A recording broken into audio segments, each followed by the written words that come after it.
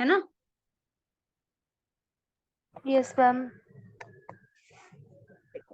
So basically मैंने पता है ये पीपीटी जो है वो देखी तो मैंने गूगल से ही है कि तुम्हारा आइडिया क्लियर हो जाए और तुम्हें ये पता लग जाए कि ये एग्जैक्टली होते क्या हैं और उनमें क्या क्या चेंजेस आए हैं जो इनकी हेल्प करते हैं सरवाइव करने में। ठीक है, यस आगे मैम। तुम आइडिया के बाद तुम कोशिश कर लोगे ना कंटेंट डेवलप करने की। Yes ma'am. ओके, देखो जीरोफिटिक प्लांट्स एक्चुअली होते क्या हैं, ये वो प्लांट्स होते हैं जो कि ड्राई हैबिटेट्स के अंदर यानी कि जीरिक कंडीशंस जो होती हैं उनके अंदर क्या करते हैं, ग्रो कर जाते हैं। बेसिकली आपको पता होगा ना, जैसे डेजर्ट है या सेमी डेजर्ट रीजन है जहाँ पे पानी की बहुत कमी है ना? तो ऐसी जगह पे जो प्लांट्स ग्रो करते हैं ना उन्हें हम कहते हैं जीरोफाइट्स। जो कैरेक्टरिस्टिक होती है plant of desert semi desert region, yet they can grow in mesophytic conditions where water availability is sufficient quantity। मतलब कि उनके पास क्वांटिटी बिल्कुल सफिशिएंट है, वो ऐसी कंडीशंस में भी ग्रो कर लेते हैं। या फिर उनके पास वाटर की क्वांटिटी बिल्कुल कम है, एक्सट्रीमली लो है, वो ऐसी कंडीशंस में भी, या टेम्परेचर बहुत ज्यादा है, ह्यूमिडिटी कम है, तो इस तरह की कंडीशंस में भी ये क्या होते हैं, जीरोफिटिक प्लांट्स जो हैं वो डेवलप कर जाते हैं। जो डेवलपमेंट स्पेशल स्ट्रक्चर्स जो होते हैं, ये तो बेसिकली इसकी थी डेफिनेशन। ठीक है, तो अब मान लो जो ये प्लांट्स हैं ये कुछ ऐसी कंडीशंस में डेवलप कर रहे हैं तो ऑब्वियसली इनके पास कुछ ना कुछ अलग ऐसी चीजें होंगी जो इनको हेल्प करती हैं इनका रेगुलेशन मेंटेन करने में। ठीक है, यस तो मैम। इनके जो स्पेशल स्ट्रक्चर्स हैं, जो फिजियोलॉजिकल कैरेक्टर्स है, जैसे कि अब्सॉर्ब करते हैं, to absorb as much water as they can get from the surroundings. As because water जो है वो बहुत सफिशिएंट अवेलेबिलिटी में है और वो भी उन्हें बहुत मुश्किल से लेना पड़ता है ना? कहीं वो क्योंकि वहां पे जो एयर है वो बिल्कुल ड्राई है, ठीक है, टेम्परेचर बहुत ज्यादा है, मिट्टी में सोइल में कहीं न कहीं जाके बहुत डीप जाके या फिर बहुत मुश्किल से थोड़ा बहुत वाटर मिल पाता है इनको। तो इनके पास क्या होती है, वो कैपेसिटी होती है कि वो ज़्यादा से ज़्यादा वाटर को अब्ज़ॉर्ब कर सकें, जो सराउंडिंग उन्हें मिल रहा है उसमें से। Then to retain water in their organs for very long time. अब जो भी उन्होंने पानी अब्ज़ॉर्ब करा है, उसको बहुत लंबे टाइम तक चलाना है तो वो उन ऑर्गन्स को उनको वाटर को स्टोर कर लेंगे अपने ऑर्गन्स में। वो क्या करते हैं, रिड्यूस करते हैं ट्रांसपिरेशन रेट। अब देखो, ऐसी कंडीशंस हैं जहाँ पे टेम्परेचर बहुत हाई है, ठीक है? तो टेम्परेचर हाई है तो इसका मतलब क्या होगा, ट्रांसपिरेशन रेट ज़्यादा होगा, ठीक है? गर्मी होएगी, जैसे कि हम अपना भी ले लेते हैं, गर्मी होती है, पसीना आता है, उसी तरह से प्लांट्स में भी ट्रांसपिरेशन बढ़ जाएगा, टेम्परेचर बढ़ेगा, तो ये क्या करते हैं, उस ट्रांसपिरेशन को क्या करते हैं, रिड्यूस कर देते हैं, कुछ टेक्निक्स यूज़ करके या कुछ स्पेशल पर्टिकुलर ऑर्गन्स यूज़ करके, इनके बारे में हम बात करेंगे। Then to check high consumption of water. अब उसके बाद इन्हें क्या करना है कि वाटर जो कंज्यूम हुआ है वो ज्यादा से ज्यादा हो, इस चीज का उन्हें पता होना चाहिए। According to their drought resistant power. अब पहले जो इनकी ड्रफ्ट रेजिस्टेंट पावर है, one is drought escaping plants. जो शॉर्ट लिव्ड और जो स्मॉल साइज के प्लांट्स होते हैं वो क्या करते हैं, अपनी लाइफ साइकिल को कंप्लीट करते हैं कुछ वीक्स के अंदर। यानी कि इनका जो टाइम है वो थोड़ा कम है, वो अपने लाइफ टाइम को कुछ ही वीक्स में अपने टाइम को खत्म कर देते हैं। आल्सो कॉल्ड एम्फीमेरल्स और ड्रफ एवेंडर्स या फिर ड्रफ एस्केपर्स। ठीक है, तो इन्हें नाम दिया गया है।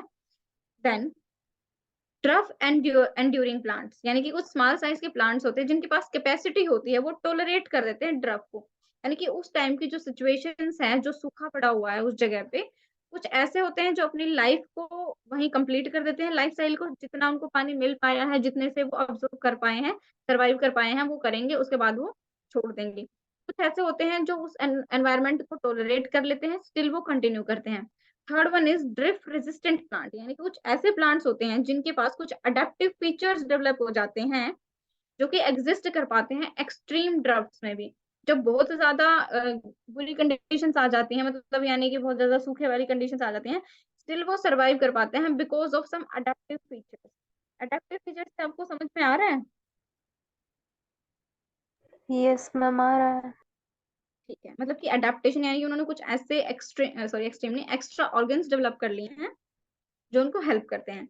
अगर हम इनकी क्लासिफिकेशन देखें तो ऑक्सैलोफाइट्स, जो कि एसिड सोइल के अंदर भी जी पाते हैं।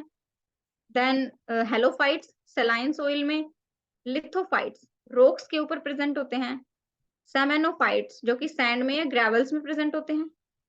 कैर्सोफाइट्स वेस्ट लैंड के ऊपर प्रेजेंट होते हैं। एरामोफाइट्स on the desert and Stephens. साइकोप्रोपेट्स जो होते हैं वो कोल्ड सोइल में प्रेजेंट होते हैं, ठीक है। एंड सीलोफाइट्स जो है वो सवाना सवाना जो क्या है, वो एक ग्रासरी है जो वहां पे प्रेजेंट होते हैं। एंड द स्क्लेरोफाइट्स, यानी कि जो फॉरेस्ट में या फिर बस्ट लैंड्स में प्रेजेंट होते हैं, ठीक है। ये कुछ इनके ज़ीरोफिटिक प्लांट्स हैं जिनको क्लासिफाई करा गया है on the basis of their कि वो कहाँ पे प्रेजेंट है, कैसे हैबिटेट में प्रेजेंट है, किस तरह का उनका एनवायरनमेंट है, कैसी उनकी सोइल है जिसके अंदर कितना वाटर अब्सॉर्ब हो सकता है। ठीक है, ये उनके कुछ प्लांट्स के नाम है। देन अगर हम देखें कि उन्होंने क्या-क्या अडैप्ट करा है, कौन सी अडैप्टेशंस करी हैं। ये जो structural modification in the xerophytic plants 2 type से हो सकती हैं। One is xeromorphic and another is xeroplastic. Xeromorphic characters में क्या होता है, वो कैरेक्टर्स होते हैं जो जेनेटिकली फिक्स्ड होते हैं और इनहेरिटेंस होते हैं। इनहेरिटेड का मतलब क्या है कि पास ऑन होते हैं जनरेशन टू जनरेशन, और वो जेनेटिक्स में यानी कि उसका जो जेनेटिक मटेरियल है, डीएनए या आरएनए है, उसके अंदर फिक्स हो गए। अब वही डीएनए जो है वो आगे ट्रांसफर होता है, ठीक है? एक प्रोजेनी से दूसरी में जाता है या प्लांट से आगे जो उन्होंने प्लांट्स बनाए हैं रिप्रोडक्शन करके, उनके अंदर उनका जो डीएनए ट्रांसफर होगा उसके अंदर ये कैरेक्टर्स जो हैं ज़ीरोमॉर्फिक कैरेक्टर्स हैं वो पास ऑन हो जाते हैं। Appear in xerophytes irrespective of the conditions where they growing in desert or humid region। ये ऐसे टाइप की जो कैरेक्टर्स हैं ये उन प्लांट्स के अंदर पाई जाती हैं जो कि ऐसे हैबिटेट्स में ग्रो कर रहे हैं, या तो वो बहुत ह्यूमिड रीजन है या फिर वो डेजर्ट अब बहुत सूखा पड़ा हुआ है, ठीक है। Then other one is the xeroplastic characters. ये फीचर्स होते हैं जो कि इंट्रोड्यूस्ड होते हैं ड्रफ से and are always associated with dry conditions, they are never inherited. इसका मतलब क्या है कि जो प्लांट्स एक प्लांट है, ठीक है, बहुत सूखा पड़ा हुआ है, वहां पे इस प्लांट ने ग्रो तो कर लिया। अब ये ग्रो होने के बाद इसने कुछ ऐसे फीचर्स अडेप्ट करे जो कि वो इन कंडीशंस में खुद को सरवाइव करवा सके। लेकिन ऐसे जो इसने जो कैरेक्टर्स डेवलप करे हैं ये क्या होंगे, ये यहीं तक रहेंगे, इसी के लाइफ टाइम तक रहेंगे, ये खत्म होगा, ये कैरेक्टर्स खत्म हो जाएंगे। अब जो नया प्लांट इससे ग्रो होगा तो उसे जैसी कंडीशंस मिलेंगी, on the basis of that वो अपने नए कैरेक्टर्स को डेवलप करेंगे। जबकि जो ज़ीरोमॉर्फिक कैरेक्टर्स हैं वो क्या होते हैं, वो फर्दर पास ऑन हो जाते हैं डिपेंडिंग अपॉन फ्लैशी ऑर्गन। अब उनके पास जो ऑर्गन्स होते हैं वो पहले होते हैं सक्यूलेंट ज़ीरोफाइट्स, देन नॉन सक्यूलेंट, या फिर उन्हें कहा जाता है ट्रू ज़ीरोफाइट्स। देखो अगर हम इसकी मॉर्फोलॉजिकल एडेप्टेशंस की बात करें कि उसकी मॉर्फोलॉजी में, उसके अपीयरेंस में उन्होंने क्या-क्या एडेप्टेशन करे हैं। First we are going to talk about the roots. Well developed root system which may be profusely branched, यानी कि जो रूट्स उसने डेवलप करी हैं वो ब्रांच्ड हैं, क्योंकि एज यू कैन सी जितनी ज्यादा ब्रांचिंग होगी, जितनी डीप वो जाएंगी, तो वो वाटर अब्जॉर्बेंस उनकी जो पावर है और जो चांसेस हैं ज्यादा से ज्यादा वाटर कलेक्ट करने के वो ज्यादा होंगे, ठीक है। Extensive and more elaborate than the shoot system. इनका एक्चुअली क्या होता है, इनका जो शूट होता है, ठीक है, जो ऊपर वाला जो पोर्शन है वो कम होता है as compare to roots. Roots इनकी ज्यादा इलोंगेटेड होती हैं। Many desert plants develop superficial root system। बहुत सारे जो प्लांट्स होते हैं उनके पास सुपरफिशियल रूट सिस्टम होता है जहाँ पे सप्लाई होती है वाटर की, रेस्ट्रिक्टेड होती है सरफेस लेयर के ऊपर, अर्थ के ऊपर, जहाँ पे जो वाटर सरफेस है उसकी बिल्कुल कम से कम सप्लाई होती है। तो इसीलिए ये सुपरफिशियल रूट सिस्टम को डेवलप कर लेते हैं ताकि वो ज्यादा से ज्यादा वाटर को ले सकें। इन perennial ज़ीरोफाइट्स grow very deep in the earth and reach the layer where water is available in plenty। Root hairs densely developed near the growing tips of the rootlets, which enable the roots to absorb sufficient quantity of the water। ठीक है, जो ऐसे root hairs develop होते हैं जिनकी जो tips होती हैं वो ज्यादा से ज्यादा वाटर को क्या करती हैं, अब्सॉर्ब कर पाती हैं। वहीं अगर हम स्टेम की बात करें तो ज़ीरोफिटिक प्लांट्स के अंदर जो OTP। स्टेम होते हैं उनके पास थिक कवरिंग प्रेजेंट होती है या फिर उनके पास वैक्स या सिलिका प्रेजेंट होती है ताकि वो क्या कर सके, जो ट्रांसपिरेशन है उसको कम करवा सके, ठीक है। देन कुछ ज़ीरोफाइट्स होते हैं जो मॉडिफाइड हो गए हैं इन फाइलोकोट्स के अंदर, यानी कि क्लैडोड्स, जैसे कि ओपेंशिया है। ओपेंशिया में देखो आपने ये देखे होंगे, इसके जो लीफ हैं ये क्या है, बिल्कुल पिन जैसे हैं, तो इनमें से ट्रांसपिरेशन बहुत कम से कम हो पाता है। रस्कस है, यूफोर्बिया है और एस्पैरगस है। ये कुछ एग्जांपल्स है ज़ीरोफाइट्स की। वहीं पे अगर हम लीव्स की बात करें तो अभी-अभी मैंने ओपेंशिया में आपको बताया था, जैसे कि इसमें भी आप देख रहे हो ये जो लीव्स हैं ये बिल्कुल छोटी-छोटी हो जाती हैं और इनसे कम से कम ट्रांसपिरेशन हो पाता है, ठीक है? जैसे कि रस्कस है, एस्पार्गस है, एक्सेट्रा। इन लीव्स जो सक्यूलेंट्स होते हैं तो जो लीव्स स्वेल हो जाती हैं रिमार्केबली और वेरी फ्लैशी हो जाती हैं ताकि वो एक्सेस अमाउंट ऑफ वाटर को स्टोर कर सके, ठीक है। समटाइम्स वो क्या करती हैं, रिड्यूस भी हो जाती हैं, स्पाइन्स के अंदर रिड्यूस हो जाती हैं ताकि वो ऐसे जो इसके अंदर ये ओपेंशिया में इसने छोटे-छोटे जो पिन लाइक स्ट्रक्चर्स बना लिए हैं ताकि कम से कम ट्रांसपिरेशन हो, ठीक है। तो मेनली इनका यही है, रोलिंग ऑफ लीव्स और फोल्डिंग इन द ग्रासेस। कुछ कुछ ऐसे भी होते हैं जिनके अंदर जो मान लो उसकी लीफ है कुछ इस तरह से रोल हो जाती है, ठीक है?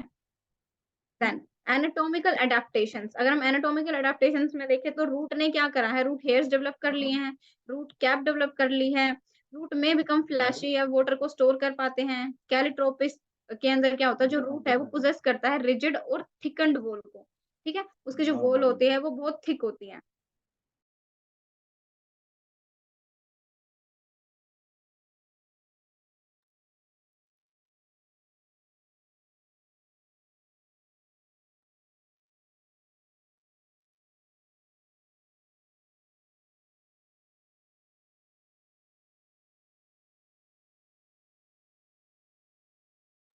Then if we talk about the stem, तो जो हैवी क्यूटेनाइजेशन हो जाती है उसके ऊपर, ठीक है, यानी कि वैक्स वगैरह उसके ऊपर डेवलप हो जाती है, एपिडर्मिस जो होती है वो कॉम्पैक्ट हो जाती है, थिक हो जाती है, ठीक है? तो इस तरह के जो आप ये जो चेंजेस हैं ये आप देख सकते हैं।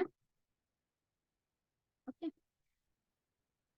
देन लीव्स में कुछ इसी तरह से जो एपिडर्मिस क्या होती है, वो आउटर वॉल होती है सेल्स की, वो हैवीली डिपॉजिट करती है विद क्यूटिकल एंड सेलुलोज। इसके ऊपर बहुत सारा सेलुलोज और जो क्यूटिकल है वो डेवलप हो जाता है। In succulent epidermis cell act as water storage region, जो बहुत सारी एपिडर्मल शेल्स होती हैं, जो उसकी बाहर वाली एपिडर्मिस की जो शेल है उसके अंदर क्या होता है, वाटर स्टोरेज रीजन की तरफ एक्ट करती है, वाटर को स्टोर करना शुरू कर देती है। कुछ ग्रासेस होती है जिसके अंदर लीव्स की रोलिंग हो जाती है, उसकी जो एपिडर्मल शेल्स होती हैं उन्हें बुल्ली फॉर्म शेल्स कहा जाता है या मोटर सेल्स कहा जाता है, हिंज सेल्स कहा जाता है। ठीक है? जो कॉमन एकरेंस होती है लीफ के अंदर, एपिडर्मल के अंदर sugarcane, bamboo, Typha and number of other grasses. अब देखो स्टोमेटा, स्टोमेटा का सबको पता है, स्टोमेटा से क्या होता है, ट्रांसपिरेशन होता है। तो कुछ जनरली जो संकन टाइप के होते हैं किस केसेस में, और कुछ में ऐसे होते हैं जो फरो या पिट्स में पाए जाते हैं, यानी कि वो कम से कम ट्रांसपिरेशन करवा सके। Walls of guard shells and subsidiary shells are heavily cutinized and lignified in many xeric plants. उनको lignified कर दिया जाता है, उनके ऊपर lignin ऐड कर दिया जाता है ताकि वो क्या हो, उनसे कम वाटर ट्रांसपिरेशन हो सके। तो इस तरह से क्या करते हैं, ये अपने बॉडी के अंदर चेंजेस कर लेते हैं, अडेप्टेशंस कर लेते हैं, सो दैट वो क्या हो, ज्यादा से ज्यादा उनके अंदर डेवलप हो सके। ऐसी कंडीशंस में अगर हम फिजियोलॉजिकल एडेप्टेशंस की बात करें तो जो सक्यूलेंट्स होते हैं वो वेल नोन होते हैं और कंटेन करते हैं polysaccharide, pentosans and a number of acids, यानी कि इनके अंदर बहुत सारी अलग अलग चीजें प्रेजेंट होती हैं जो कि वो जो एनवायरनमेंट है उससे डील कर सके। सक्यूलेंट प्लांट्स के अंदर जो स्टोमेटा होते हैं वो ओपन होते हैं ड्यूरिंग नाइट आवर्स के अंदर, और जो डे आवर्स होते हैं वो उनके अंदर क्लोज रहते हैं, एज बिकॉज नाइट आवर्स में ऐसी जगह पे काफी ठंड होती है जहाँ पे ज्यादा से ज्यादा रेत प्रेजेंट हो। सम एंजाइम्स जैसे कि कैटालेज, पेरोक्सिडेज, वो ज्यादा एक्टिव होते हैं जीरोफाइट्स के अंदर मीसोफाइट्स के कंपैरिजन में। Presence of cuticle polished surface compact cell and sunken stomata protected by the stomatal hair regulate करते हैं ट्रांसपिरेशन को। जो जीरोफाइट्स होते हैं उनके पास बहुत ज्यादा ऑस्मोटिक प्रेशर होता है जो इंक्रीज कर देता है उनकी टर्गिडिटी को, जो प्रिवेंट करता है या फिर अफेक्ट करता है उसके वाटर अब्जॉर्प्शन को भी ज्यादा से ज्यादा अफेक्ट करता है। ठीक है राधा, ये जीरो फाइट्स वाला आपको समझ में आ गया, अभी कर लोगे इसको?